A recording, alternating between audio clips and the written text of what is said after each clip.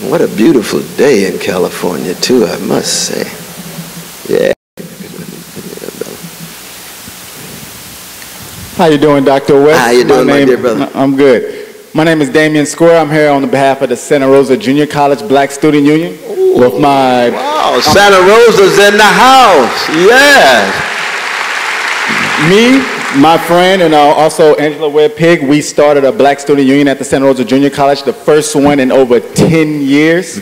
And what I want to ask you is much more of a solution-oriented question.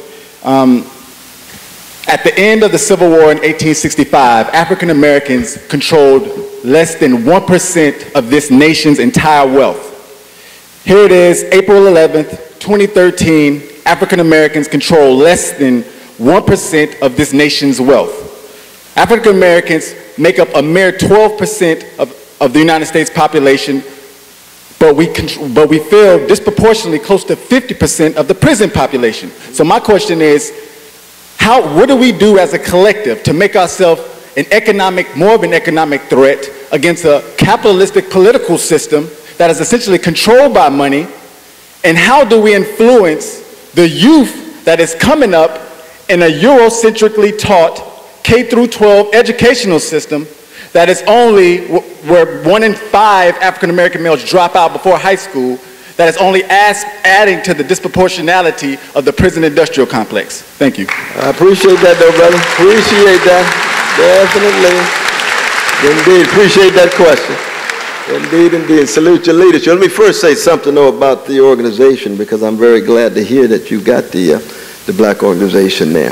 But it's very important to keep in mind, you see, that the best of the black freedom struggle has always been one that focuses fundamentally on justice and fairness.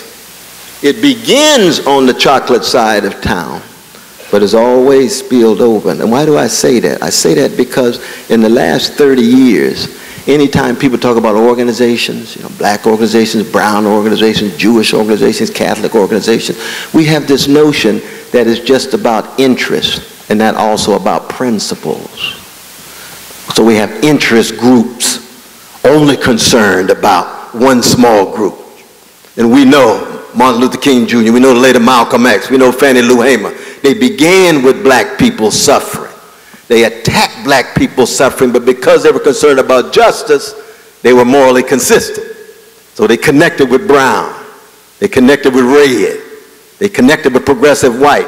You see the point I'm making? So in founding your organization, I don't want you to fall into that old trap of somehow saying, well, this is just a black interest group. No, no, no. This is an organization of courageous, visionary black people, beautiful black people like yourself, who are committed to justice for everybody, but oftentimes justice for everybody is not included black people.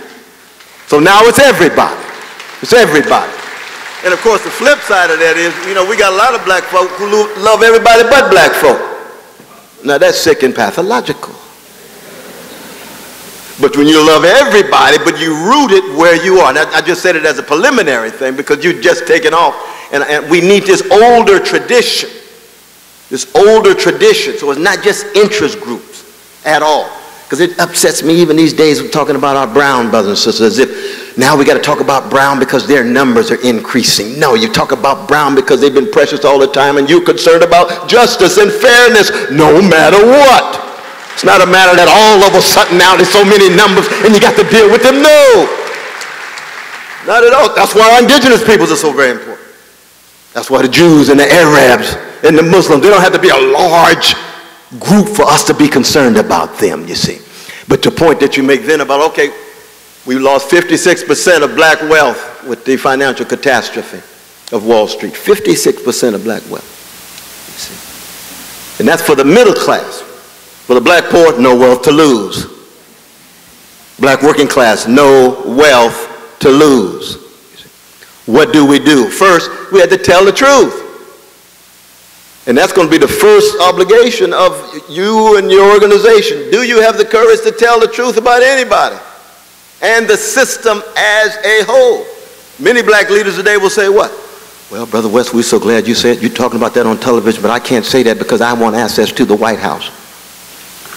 all. That's not leadership at all. And they know I've been to crack house before I'm in the White House. Because at least in the crack house, they know they're addicted. In the White House, they're addicted to power. They don't want to tell the truth. They're in the crack house because they're in there for being so hypersensitive that the pain got so intense that the only conception of getting distant from their pain was to go in that crack house and take that crack.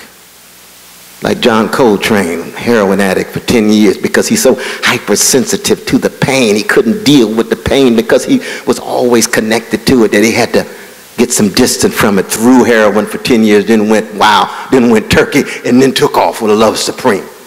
That's why you got to be suspicious of certain folk who don't want to be honest about themselves. You have to say, black organization Santa Rosa, we're going to be honest. And we're going to be kind and tender. And we're going to be gentle. And we're going to be fundamentally on fire for justice for black folk, brown across the board, you see. So some of those truths that you were talking about, that's the beginning of the analysis. Right? Prison industrial complex, we need major focus. You all know Michelle Alexander's new book, The New Jim Crow? That ought to be handed out the way they handed out Malcolm X's autobiography in the 60s. Raising consciousness, you see.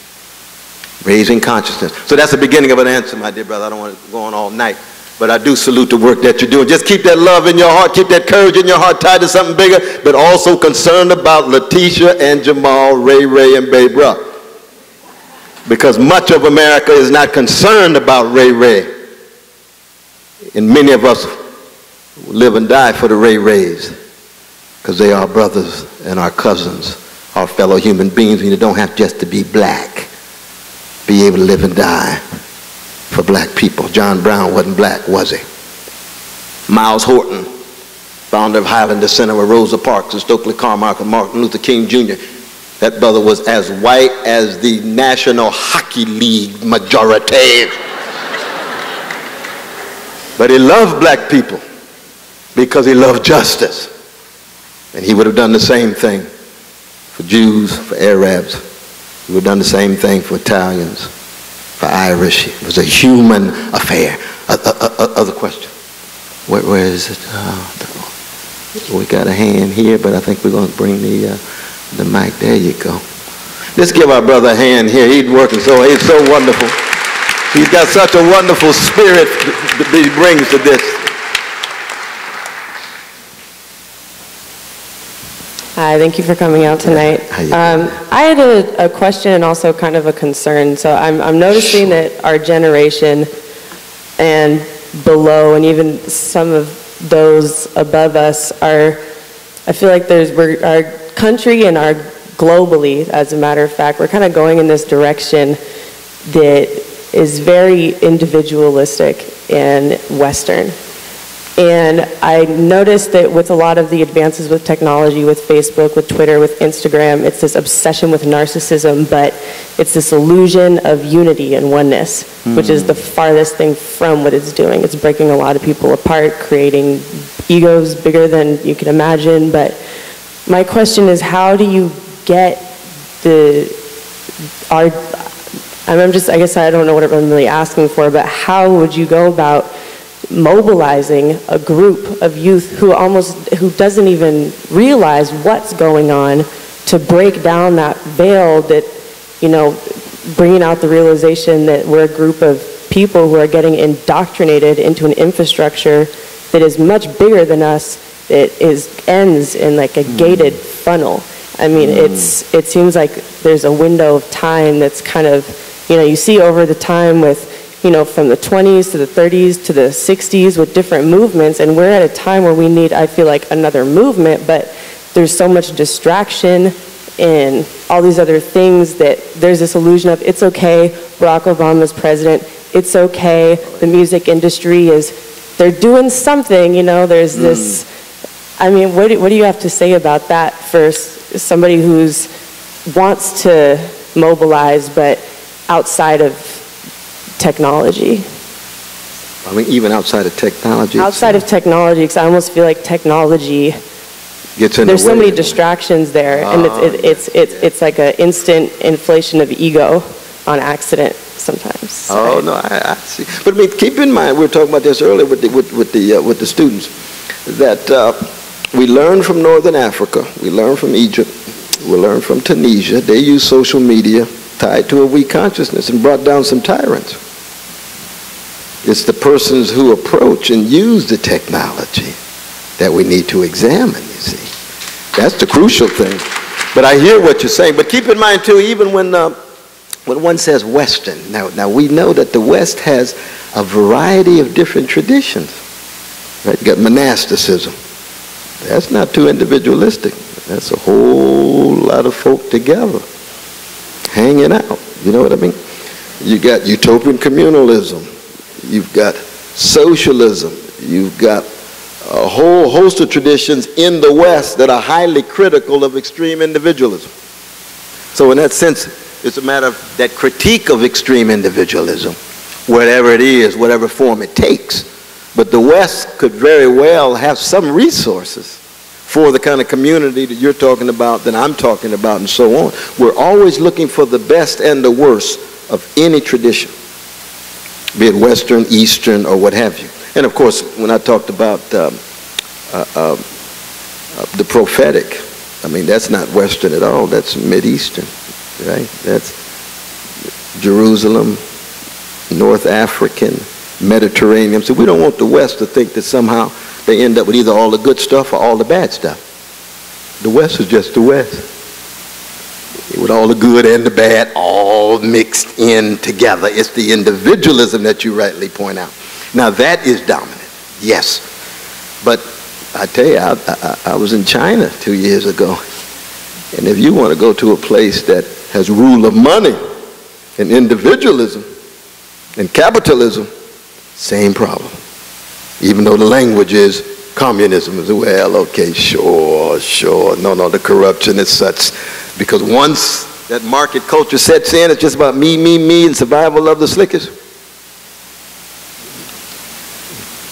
Trying to always devalue regulation, fairness, accountability.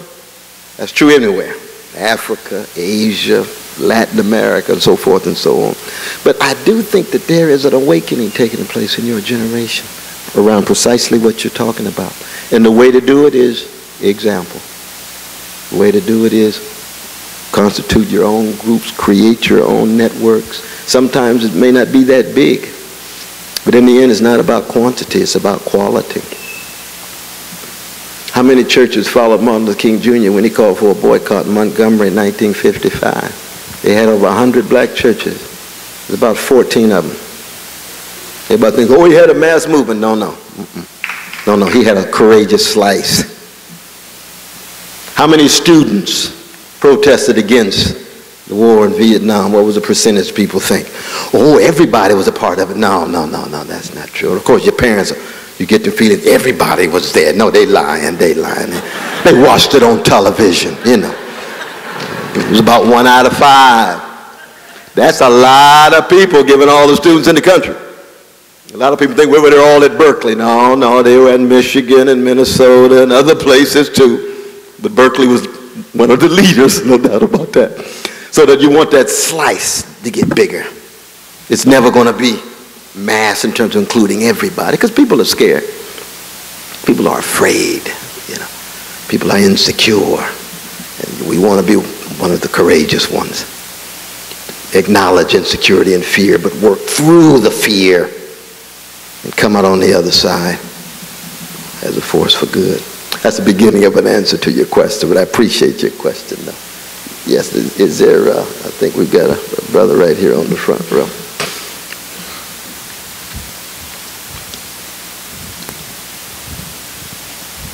What first piqued your interest in social justice, and what's been keeping you pushing forward all these years despite all the horrible parts of society? Well, I appreciate it. You know, when I started talking about having that those huge doses of love injection from family and church and community, that I was able to imbibe so much love, it would take about 5 lifetimes for me to run out of gas. But that's just gift, that's grace. You know, I just happen to show up in this family, in this church, in this neighborhood with my dear brother Kenneth Jones. He's the same way with his family. We can't take credit for that. We chose to be a part of it, but we can't take credit for that.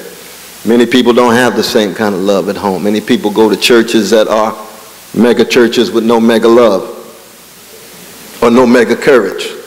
I went to Shiloh Baptist Church in Oak Park with Reverend Willie P. Cook, who didn't have a building fund because he was always working on the roof and on the walls himself so that the money would be channeled to the elderly, who refused to buy a new car, who refused to live in a big house because he was faithful rather than just successful. And I learned that from him. And I'd never forget that. You know what I mean? And again, you want to have no monopoly. I mean, people interact. You know, if you can have a rabbi who's like that. Change your life. You can have a priest like that. You can have a teacher like that. You can have a jazz teacher. You can have an athletic coach like that. That's what integrity is. That's what I want to be like. I'm going to follow that regardless of what others try to do to push me away. And that's what I've been blessed to do. But of course, there's no guarantee. You know, as a Christian, I was a gangster when I met Jesus, and now I'm a redeemed sinner with gangster proclivities. So I never know when I break down. I might break down in a minute. You see me next week. Oh, there he is going to jail acting a fool, and it's not for justice. He was doing something wrong. I told you I was a redeemed sinner. I just couldn't work it out in the long run. You know what I mean? But I don't plan on that. Each day I get up. Each day I get up trying to die. Even what Paul says in the New Testament, Christians must die every day. That's not confined just to Christians. Human beings must try to die every day in terms of those prejudices that they unleash in order to be more decent, compassionate persons, you see. So that's the response. But I appreciate that question. And something tells me that you on the same track, and I like that. I feel your spirit, brother. Indeed, indeed. Question in the middle. We're going to take one back here, sir. Oh, I'm sorry. Yes. Brother West, this is Dr. Brian Pfeiffer, also a member of Alpha Phi Alpha fraternity. 06 now. Also the advisor for the Black Student Union at Santa Rosa Junior College. Oh, yeah. What I would like you, Brother West, to refer to is about internalized racism. And one of the things about internalized racism from the 60s, as our great brother Martin Luther King, about civil rights movement, is equality across the board. That's right. And as we see in higher education now, we see less African Americans than in the 60s, in the 70s, in the 80s, in the 90s, and now in the 2000s. So can you give us some words of wisdom about how do we attack internalized racism within our higher education institutions? Appreciate that question. Appreciate the question. But first I want to say a word that echoes my dear sister Andréa's talk about public education and the need for there to be a fundamental commitment to high quality public education of the teachers who care. We've always had a significant number of teachers who care. We always need teachers who care, administrators who care, so that young people can go to schools feeling as if their minds are on fire and willing to examine themselves. You'll never be able to examine not just internalized racism, brother, but internalized sexism. You got sisters who don't believe they're as smart as the man sitting next to them. Kill it, it's got to die. Let that humanity come forth, you see. Gay brothers and lesbian sisters, they can internalize homophobia in a straight culture.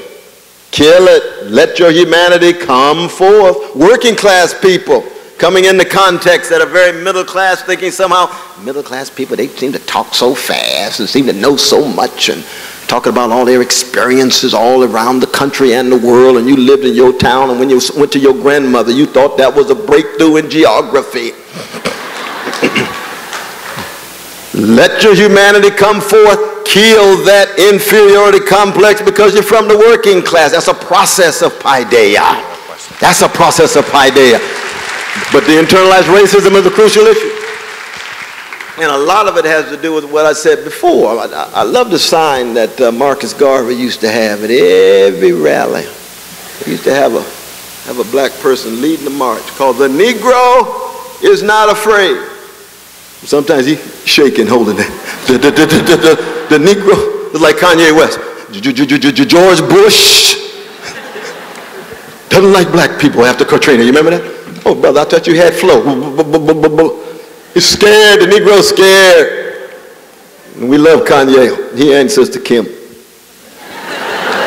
And the little one. How do you come to terms with your fears? That's crucial, especially for black people. We've been told not just to hate ourselves, but to be fearful. That's what it is to niggerize a people, to keep them so fearful and intimidated they don't want to step forward and take a stand. They're continually fearful of being traumatized or psychically terrorized. Of course, in the past, it was physically terrorized. For many folk on the street vis-a-vis the police, it's still physically terrorized. How do you deal with that fear? And how do you deal with it in such a way that you don't end up putting others down once you take a stand? That's a sign of spiritual immaturity. The only way you lift yourself up is put somebody else down. You have to be able to overcome your fears and then want to uplift others, empower, inspire others across the board. And that's what Brother Martin Luther King Jr. was one of the great ones. But of course there's Fannie Lou and Curtis Mayfield, Stevie Wonder.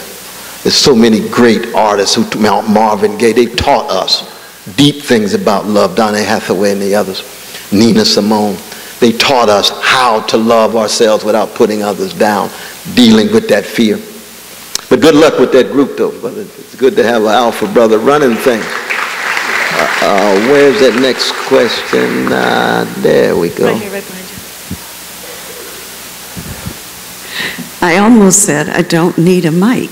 It took her so long to get here. My name is Marjorie Crump Shears, and like you, I grew up with a ton of love in Nashville, Tennessee in the 40s and 50s. Yeah. Thank you very much for mentioning the need for the arts in public education. Yes.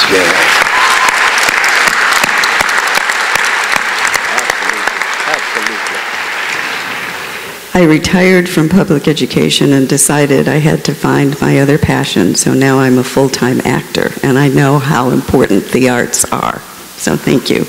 And I'm still digesting the thought that Tony Kushner is our very finest living playwright, but as I said, I'm digesting it. Oh, you did. My question is, during your talk, you referred to so many ideas from specific people in passing. Most in my memory, my short-term memory may not be what it used to be, were male. But my question is, for all of us here, whose ideas, who are the icons whose lives and thoughts you would recommend to us to read, who are flying under the radar? And I say flying under the radar because it seems as if in our country we are always highlighting the same people, black, brown, yellow, not even that many yellow people, and not that many red people either. But who in your idea should we look to? People who we don't always hear about. Don't always hear about. Thank you. Oh, that's a wonderful question. That's a wonderful question. And I think I'm going to have to ask for your help on this one because, I mean, there's people like Kevin Young in terms of a young poet. There are writers, I mean, see, mean, Bell Hooks I was just with last weekend. I think she needs more attention. She's coming back stronger. She's been under the radar for a long time.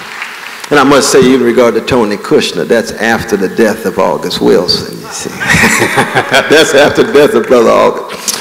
But we could have a wonderful conversation about that. But in terms of those under the radar, God, that's a good question. I hadn't really thought about that because I tend to be at a stage in my life where I'm rereading more of the older classics than I'm reading for the first time many of those under the radar.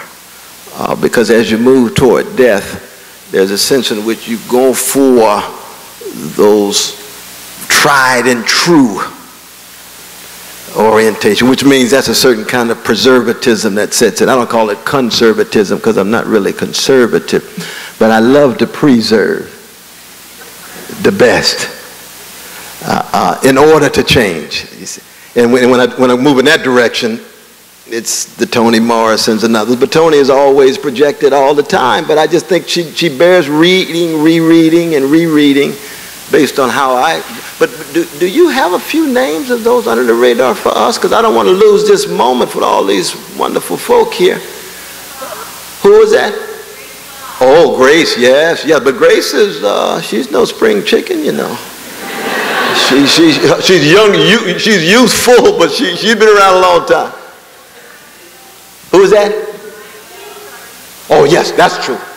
Wonderful, wonderful. This is Grace Boggs. Grace Boggs.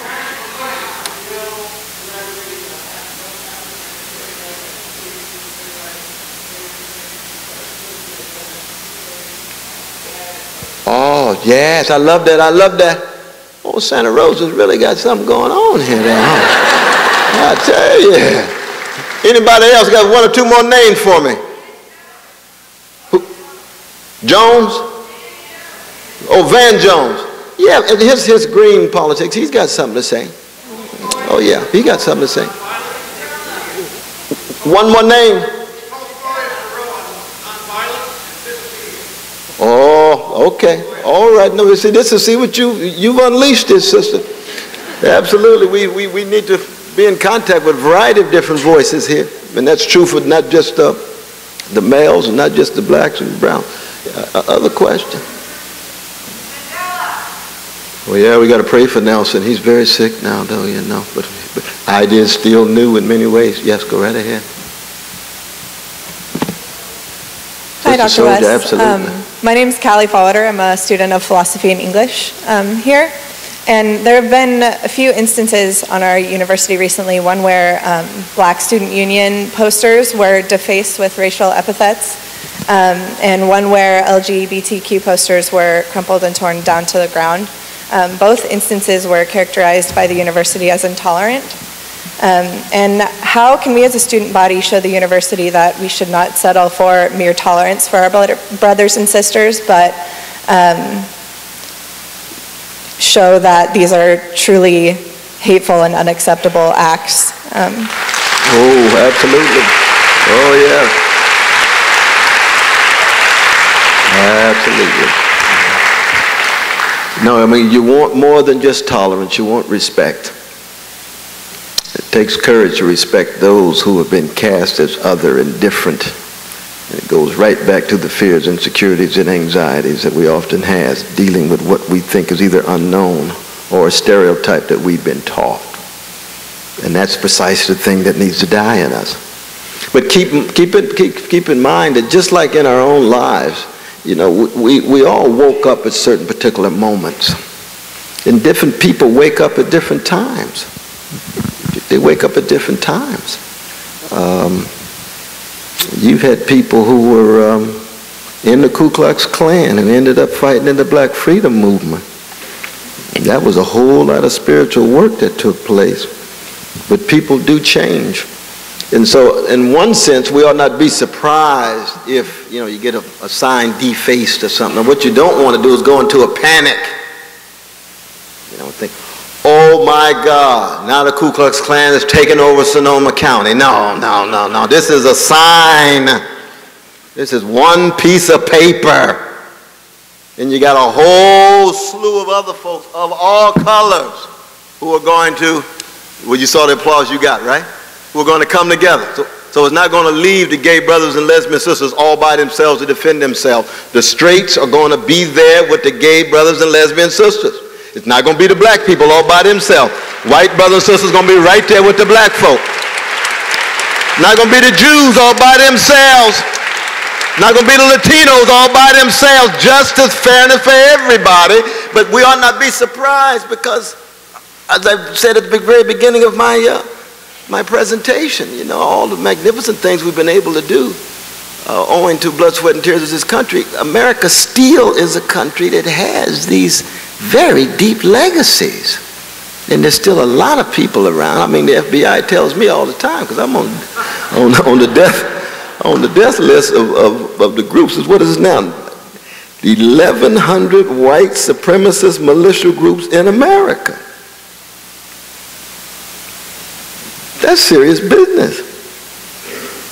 And yet, we're better off now in some ways than we were when we were growing up 40 years ago. You say, my God. Yeah, that's right. That's what Malcolm X was talking about. He's not going to hand out moral prizes just because we made some movement that is still very much alive. Very much alive. And this is true for the other forms of xenophobia as well. So that when you have a public forum, you expose it, have a discussion, you become fortified as a group and say, we're fighting not just for tolerance, we're fighting for respect for everyone, but we know it may not be responded to in the same way by everybody. Fine, definitely, we keep fighting, keep fighting. How long ago was that? That was about a month, 2, 3, 4 months ago?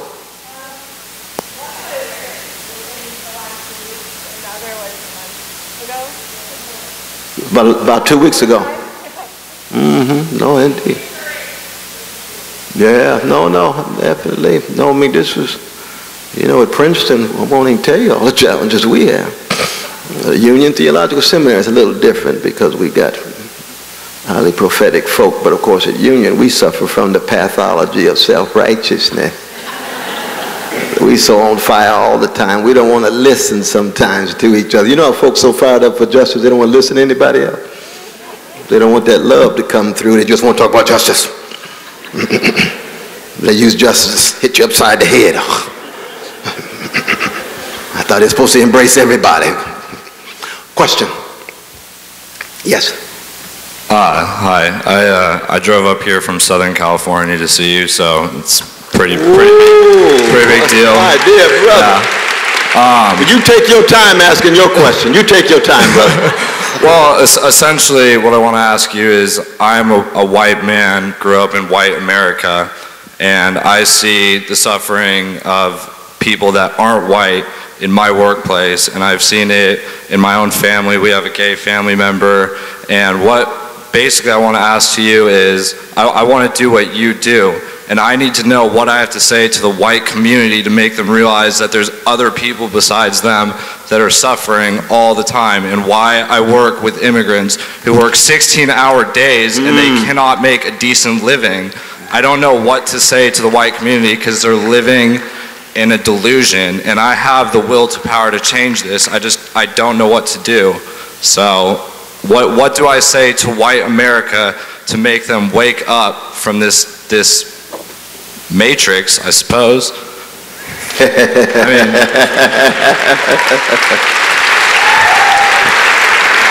we salute the Wachowskis with the matrix. No, one thing is that you are a living example, my brother, that all of white America is asleep. There's a whole lot of white brothers and sisters who are awake, fighting, reflecting, part of the movement to change the world. So you want to expand the scope of the awakening in white America.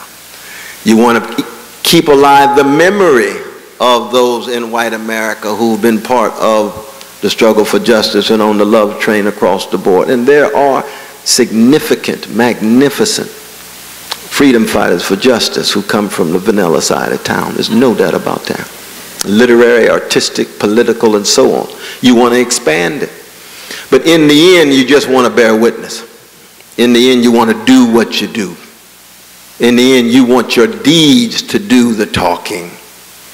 Oftentimes, the deeds are more persuasive than any of the kind of words if people have not yet woke up.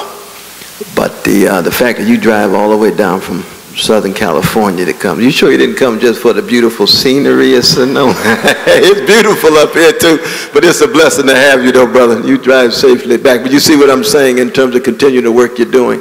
Keep alive that history, expose that history to white brothers and sisters, and see that this is not a matter of just whiteness, blackness, brownness. It's a matter of the best of humanity embodied in white bodies, black bodies, brown bodies, and so forth. We ought not deny the degree to which whiteness and blackness and redness and so forth have shaped us. We ought not to be ashamed in any way of whatever skin color we are, whatever gender. The question is, what kind of human beings are we going to be in our sexual orientations, in our gender, in our colors, in our classes, and in our schools? That's a question. And no one is ever trapped by skin color or gender or sexual orientation.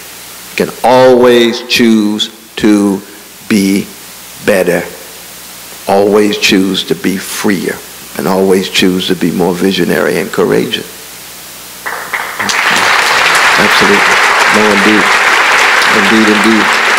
Where's the... We have time for 2 more questions. Sounds good, though, brother.